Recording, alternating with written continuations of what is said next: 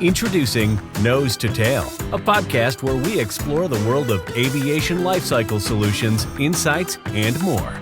Presented by Jet Midwest. Welcome back, everybody, to the Nose to Tail podcast. I'm Patrick Kraus with Jet Midwest. We're here discussing everything related to aviation. We're going to see you at ACPC in Dallas, August 24th through 27th. You can reach out to us at sales@jetmidwest.com to make an appointment, or we'll see you at booth number 228, and you can join our Jet Midwest Technic team at booth 535. The whole Jet Midwest team is excited to see you. Don't miss your opportunity to meet with the best. In case you've missed it, join us for the highlights of the Nose to Tail podcast, and you can like and subscribe on our YouTube page.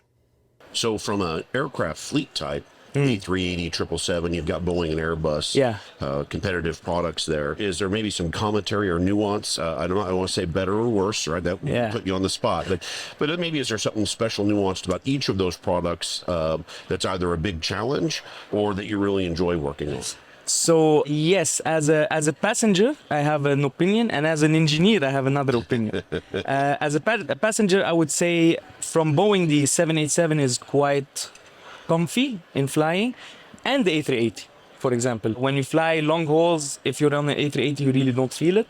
But from a maintenance perspective, A380 is a big headache. It consumes the whole hangar slot as a hangar. It consumes a lot of manpower. It's really expensive to maintain, but it is comfy, and passengers do love it. So both are good. Both, they have good products, really competing. And for each travel and for each maintenance activity, everyone will have a favorite. This whole business really attracts a certain kind of person who can handle the pressure and handle the stress of being able to meet deadlines and manage things that go poorly. What kind of projects out there have you done that you're most proud of, where maybe you overcome some really significant obstacle? You know, if you're not aware, Jet Midwest's motto is challenge accepted, and it really is the fabric of who we are, everybody in the building. Hey, we've got this problem today, and like you said, the team rallies, says, okay, we got to solve this. We don't really have a choice. We don't care how it landed in our laps. We just know that we need to deal with this now, and we'll do some preventative maintenance later on how to not have it happen again.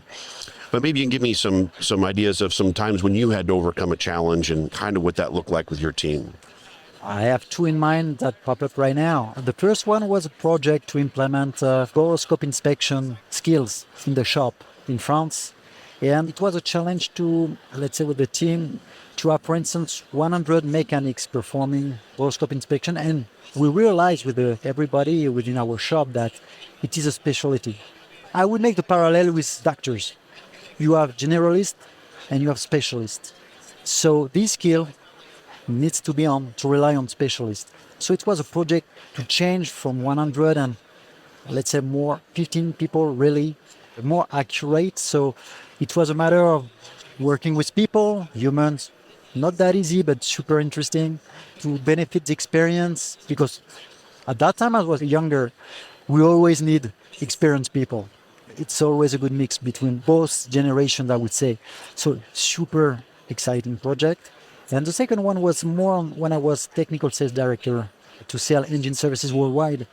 And it was to increase the turnover for our company, but minded with the spirit of a team to try to better understand or to listen more customers, and realizing that what we are offering is great, but customers need sometimes something else, some details that for us might be details, but for customers, it's a lot of added value.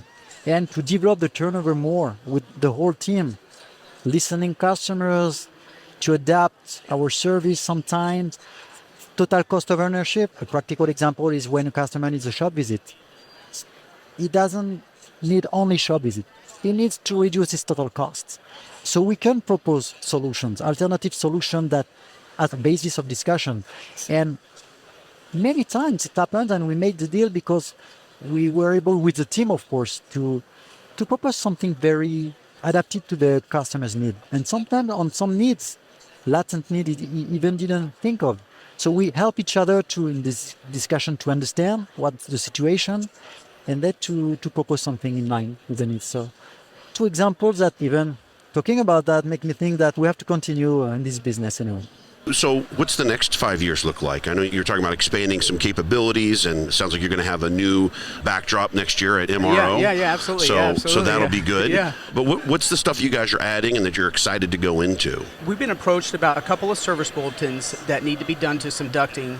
One operator has 141 aircraft. On top of the daily taking care of everyone, their operations, we have an additional opportunity for 141 aircraft to get in front of that. So the engineering, the logistics, the rotables, quick exchanges in front of that program. So we're looking forward to that. We just increased our capabilities so we could support more customers. And then we also added CA UK cert. So now we're a tri-release shop. So that's huge and that's important to us because now it's FAA EASA cert with the CA UK, which now you could stock and have total confidence that if the United Kingdom called and it's a G-rated tail number and they want to buy that duct from you, there is no issues because now you have EASA cert on it and you have CA UK, which come December 24th, that requirement will be 100%. Now, there's a little bit of lax and there's some grace right there until December 24th, but after December 24th, a U.S.-based repair station must have that cert or that duct doesn't fly on those G-rated planes. Now, if you look at the operators over there that are on those tail numbers, there's a ton of them. So we had to get in front of that. So now we're 8 months in front of that requirement. So the reason that we got after it that way is because now if you put something on your shelf stock, you don't have to worry about it. Now, if it sat there for 6 months, it doesn't matter because that tri-release 8130 is already on it 6 months before it had to be. So now you're protected. So whatever you stock, you're good to go. That thing will fly anywhere, and we're on top of that. So our growth, we like the size we are, and we like the team we have. We've been much larger in Florida before we moved to Tulsa. It's good, but right now, our ability to be efficient as a company and stay very profitable as a company is right there where we want it to be. And the size gets the product out. The number of people that are there and what they're doing, their part in that is working really well. So kind of want to stay the size we are, stay very efficient in what we're doing, pick up a few service bulletins where we've got 141 aircraft, 61 over there, get those service bulletins done so we can get those retrofitted for that particular modification, and on top of the daily operations for AvDuct. So that's kind of what we see right now when we sit down to plan. That's kind of where we're at.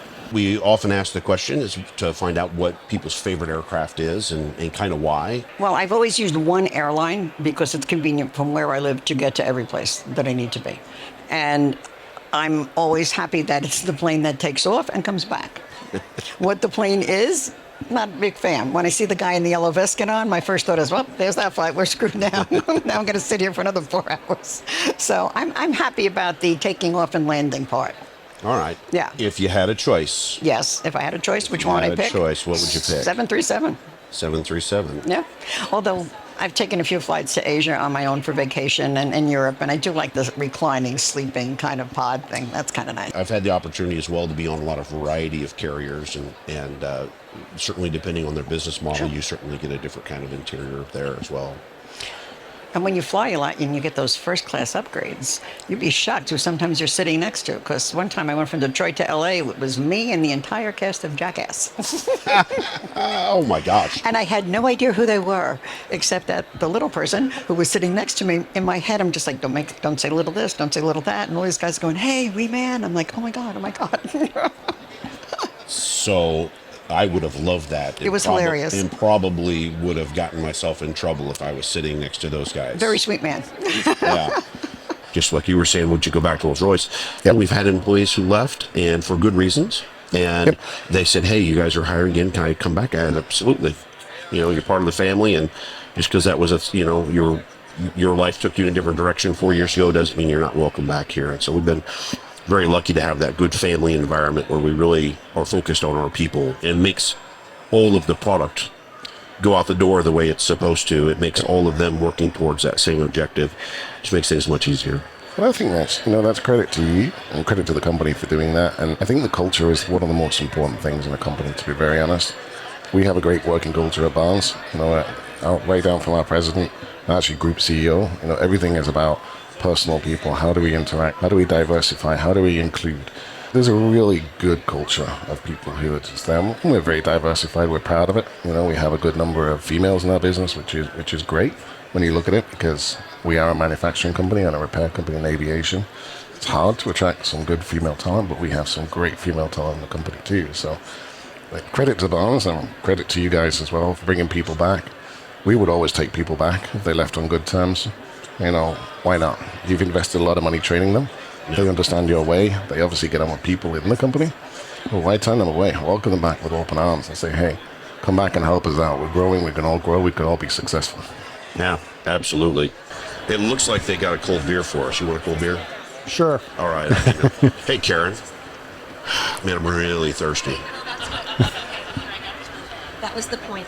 Thank you. No. Thank you. Cheers. Cheers.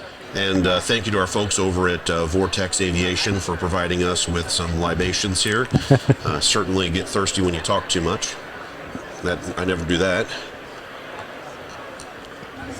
Oh, yeah. Yeah, that's much better. Okay. Well, listen, now that we got a cold beer and Yep. kind of wrap things up, is there anything you want to add, or maybe something, a great story or something you'd like those folks out there to hear from you that can impact maybe their aviation career? Well, there's a lot of opportunities out there, and a lot of people, younger people, you know, they've been shying away from the machine shops and the hands-on. Everybody likes to play on a computer. Everybody wants to play on their phone and everything. But there's a need out there for people to turn wrenches. There's a need for people to start fixing things, to be physically touching something. And there's more opportunities now than there ever has been for all these aviation schools. And there's funding by the states, by companies, by everything. And you're starting to see more and more of the apprenticeship programs being reinstituted. Take advantage of it, because we're losing a lot of knowledge that's been there for years. And now's the time to capitalize on that knowledge before that's gone. And there's a great opportunity out there for the younger people to make something of themselves. And it's a good career. I mean, it's a hard career. Yeah. As you probably know, it's a hard career. But if you stick with it, you can go anywhere. And I think it's very important that we emphasize to the youth to get involved. You have notoriously good events that you put together at MRO every year. Yeah. And we'll talk in a few minutes maybe about the one tonight, but maybe we can talk about which one has been your favorite so far. Give us a little spotlight on what that is. And I think the other spotlight is, because it really is about aviation, you have a philosophy about why you put on events at the scale you do. Yep. And I think that would be good for people to hear and understand from a business marketing standpoint, maybe what you're trying to achieve. Yeah, most people just think I'm crazy, and I think that that's probably true to some extent. But the reality is that our business is a little bit different than most, in that because we have so many transactions happening, because we have so much inventory available in one place, the brand name, getting that brand name out there and repetition in the market, that's the biggest value. And we open it up to everybody, competitors, you know, basically anybody at the show can go. Technically, you come get a wristband, but show up with an aviation business card or your badge and you're getting into the show. And we want the brand name DASI be repeated constantly today and all day tomorrow. What did you do last night? Where did you go? And the number of times that just in normal conversation that our brand name gets mentioned over today, tomorrow, and in the build-up in the weeks prior, just brand exposure. And last year was pretty cool. I think we did a Depeche Mode cover band, and we had T-shirts on that were a big hit that say "Dassey says relax." We had people wanting to buy those T-shirts, which we didn't really plan on. But that was a really fun party. But this year is something really special. We're celebrating a couple different things. It's our 31st year. We didn't really do a 30-year celebration last year, so we're kind of celebrating 30 years this year. And also, we had an equity transaction this year. We've got some great new partners in Marubeni Aviation. So this is kind of a big deal for us. So we totally went over the top this year. We're spending 4 times what we normally do. And we have the Blues Brothers performing tonight. And it's not a cover band. It's Dan Aykroyd and Jim Belushi. And it's really cool. They're super psyched about it. They're only doing 4 shows this year, and this is one of them. And all their friends and family are coming because this is a big deal for them to do this in Chicago, in their hometown. And yeah, we're looking forward. I just heard the governor's coming. So it's going to be a really, really fun show. Thank you for listening to our podcast, Nose to Tail. Please like and subscribe to our channel. Presented by Jet Midwest.